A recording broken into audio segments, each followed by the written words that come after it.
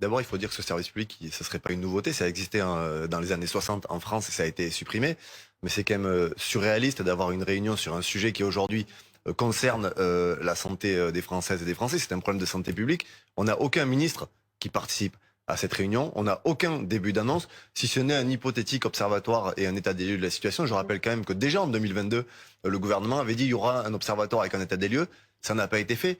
Et on est sur une situation où on avait 200 000 à peu près foyers infectés en 2017. On est à plus d'1 million aujourd'hui.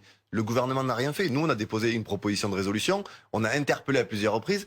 Le gouvernement et la première ministre n'avaient pas réagi. Et aujourd'hui, on sent un gouvernement qui est dépassé, qui ne prend pas de mesures. Donc oui, nous, on demande un service public pour lutter contre ce fléau. Deux, l'encadrement des prix des sociétés qui interviennent. Parce qu'il y a aussi la question du coût du recours à des produits qui sont très chers. Et il y a aujourd'hui des familles qui n'ont pas les moyens d'utiliser ces sociétés-là. Et trois, un fonds d'urgence pour que l'État accompagne ces familles. Donc il y a des mesures concrètes à prendre. L'État ne fait rien et c'est absolument irresponsable. On est sur un problème de santé publique et il faut que l'État le déclare comme tel.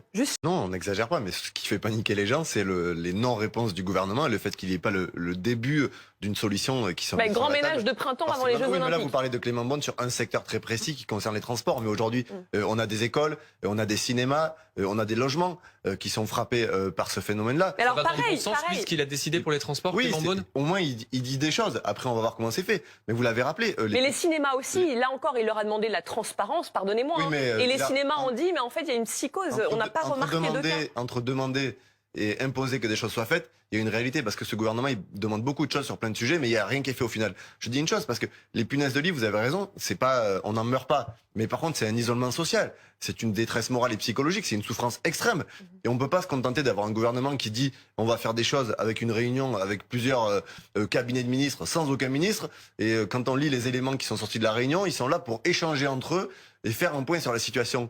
Ça fait 6 ans que les associations, par exemple de locataires, alertent sur ce problème-là. Ça fait 6 ans qu'elles demandent qu'il y ait des procédures qui soient mises en place, qu'elles demandent que les bailleurs puissent intervenir et prennent en charge les frais, qu'elles demandent un encadrement des prix. Aujourd'hui, ce gouvernement ne fait rien. Et je le redis, quand on passe de 200 000 cas en 2017 à plus d'1 million aujourd'hui, Alors, il y a une pardonnez-moi, responsabilité politique. Thomas